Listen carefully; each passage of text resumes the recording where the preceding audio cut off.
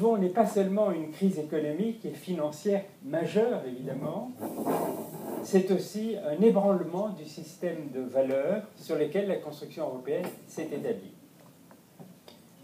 Deux de ces piliers ont été subrepticement mis en cause. Le premier, c'est l'économie sociale de marché que vous essayez de rétablir, avec ses valeurs fondatrices, le rapprochement des peuples, la paix, la liberté, la responsabilité, la diversité, la subsidiarité, le multilatéralisme, la tolérance, la solidarité à l'intérieur et à l'extérieur, et évidemment aussi la justice, mais aussi l'efficacité. Deuxième pilier fragilisé, avec l'économie sociale de marché, c'est le principe démocratique. L'immense projet européen ne pouvait avancer que porté par une démocratie participative active. Ni nos sociétés, ni nos gouvernements, ni les institutions européennes ne se sont suffisamment souciés de les faire vivre, se résignant facilement à ce que lors des élections européennes, ce soient les partis des abstentionnistes qui soient majoritaires. L'Europe est donc devenue de plus en plus une tâche de technicien. Le technocrate que je suis n'aime pas dire technocrate, mais enfin, vous voyez ce que je voulais dire. Ceux-ci travaillent de leur mieux, mais il est irresponsable de s'en remettre à eux seuls pour traiter de problèmes qui ne peuvent l'être, d'une part, sans un fort soutien populaire et démocratique, et d'autre part, sans un dialogue constant entre acteurs économiques et sociaux et entre eux et ceux qui nous gouvernent. Cette crise vient de loin. Et si nous avons un reproche à nous faire, et je ne le fais pas aux évêques, je le fais en général aux Européens, c'est celui de ne pas avoir perçu assez vite et dénoncé à temps les ferments délétères qui se sont introduits dans ce que nous appelions encore notre communauté. Je regrette que ce mot communauté soit passé à la trappe. Notre modèle a été subrepticement déstabilisé par une montée de l'individualisme et de l'utilitarisme néolibéral, et nos valeurs s'en sont trouvées écornées. Nous pouvons mesurer aujourd'hui les ravages créés par la mise en sourdine, si ce n'est l'abandon de ces valeurs fondatrices. Il nous faut donc les retrouver pour un nouveau départ. Et la première de ces valeurs à retrouver dans les circonstances présentes, c'est la solidarité. Mais comment la définir? On en parle beaucoup, et c'est une valeur très à la mode. En général, les gens vous diraient volontiers « plus solidaire que moi, tu meurs ». J'aime beaucoup la définition que nous en donne le Saint-Père, reprenant en réalité dans Caritas in Veritate celle de son prédécesseur dans Sollicitudo Rei Socialis. La solidarité signifie avant tout se sentir tous responsables de tous. J'aime cette définition parce qu'elle relie si fortement la solidarité à cette dimension centrale de l'homme, sa responsabilité. C'est très clairement à cette définition que vous vous référez dans le document si remarquable, si courageux, que vous venez de préparer et de publier sous la conduite du cardinal Marx. Une communauté européenne de solidarité et de responsabilité. Ce document est venu à son heure. Je souhaiterais qu'un vaste effort de diffusion soit conduit partout dans notre Union, car il peut contribuer à l'indispensable sursaut de l'Europe vers la maîtrise de son destin qu'elle semble être en train de perdre. Votre texte, Éminence, parce que je crois qu'il vous doit beaucoup, votre texte, comme il se doit, se réfère aux deux dimensions de la solidarité, ad intra et à extra. Beaucoup plus à la première qu'à la seconde, pour de bonnes raisons. Elles sont toutes deux essentielles, mais dans les circonstances présentes, il était normal que vous développiez surtout les aspects intérieurs. Permettez-moi de souligner à ce propos quelques points qui m'ont particulièrement donné à réfléchir. Je pense d'abord que ces passages relatifs au renforcement de la dimension sociale de l'Union méritent d'être particulièrement médités dans ce moment où les négociations du Conseil européen, pris par l'urgence, semblent négliger ces aspects. Comment, par exemple, ne pas souligner la vigueur et la pertinence de son paragraphe 9, qui a dû vous donner bien du travail, mais qui porte sur le partage du fardeau dans la réduction des dettes. Vous évoquez même, en raison du partage des responsabilités de chacun, une taxation extraordinaire des banques et autres institutions financières. Vous n'aviez guère besoin, en formulant cette proposition, de la caution d'un ancien directeur général du Fonds monétaire international. Mais je suis très heureux de vous la donner a posteriori.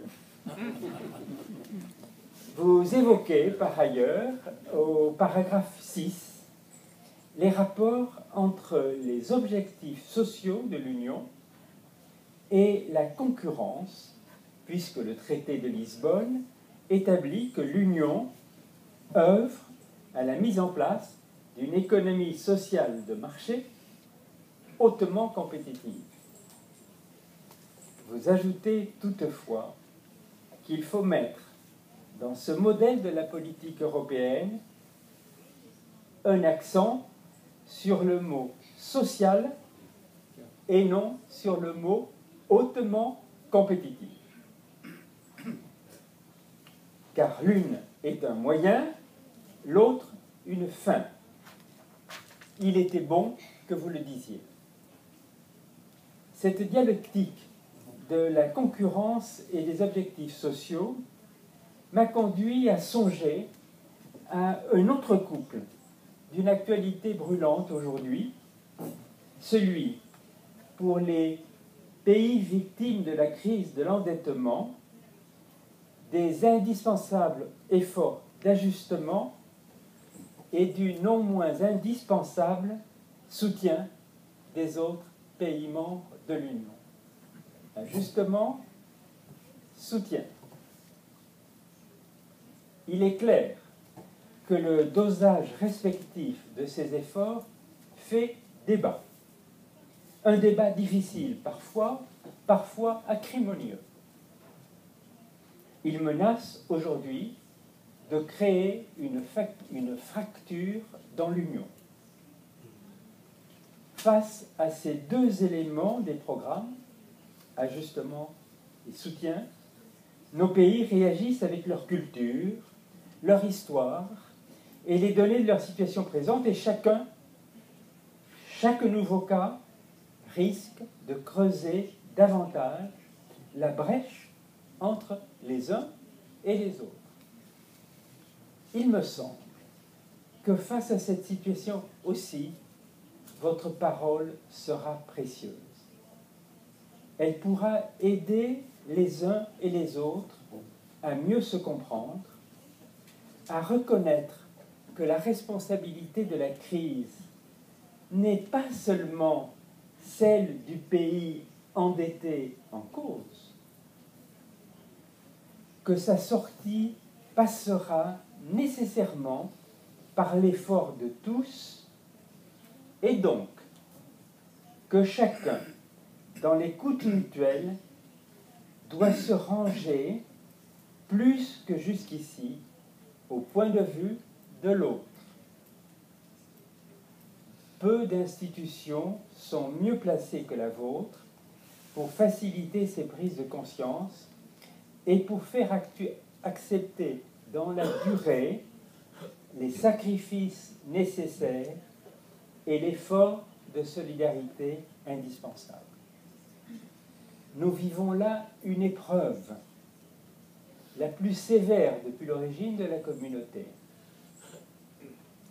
Mais comme souvent dans le passé, elle pourra, par cet effort de compréhension mutuelle, y trouver un nouvel élan.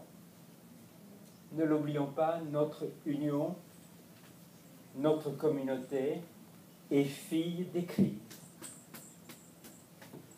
Il reste que vous avez préféré n'aborder qu'en conclusion les dimensions extérieures de cette solidarité.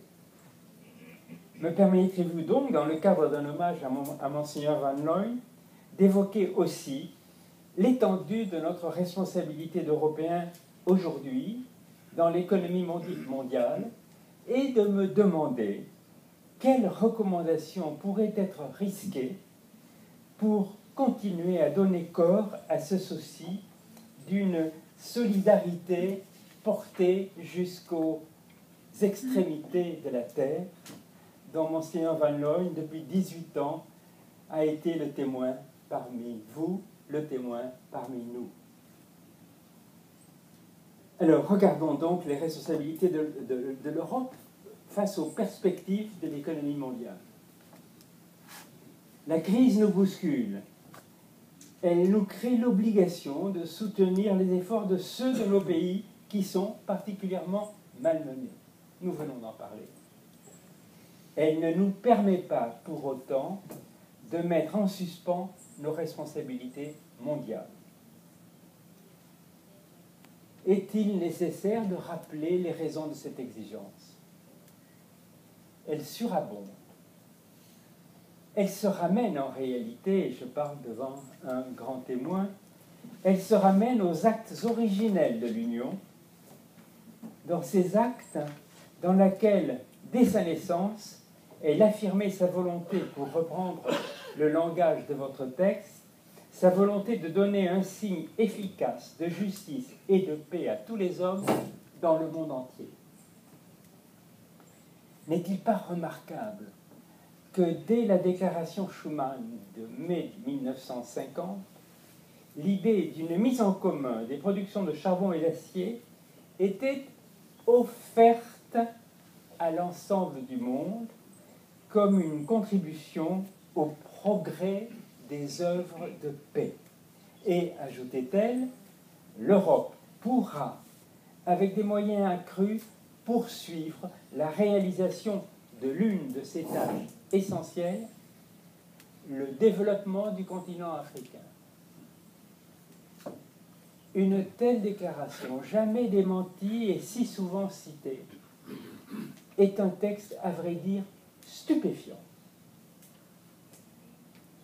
unique dans l'histoire diplomatique de l'Europe, stupéfiant évidemment par le choix d'abandonner des sentiers de haine quasi séculaires pour tenter l'aventure de la réconciliation, de la solidarité et du partage des chances.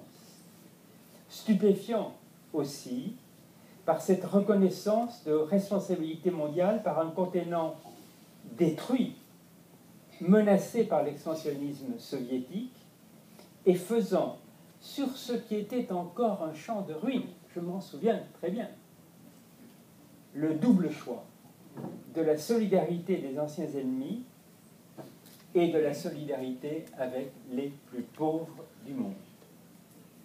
On a beaucoup épilogué sur la raison profonde de cette acceptation initiale de responsabilité universelle par une Europe alors menacée dans son existence même.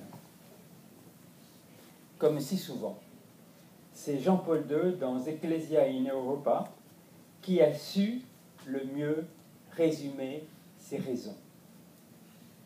Il y voyait une sorte d'exigence, j'allais dire, de nature ontologique. C'est en relevant les défis du monde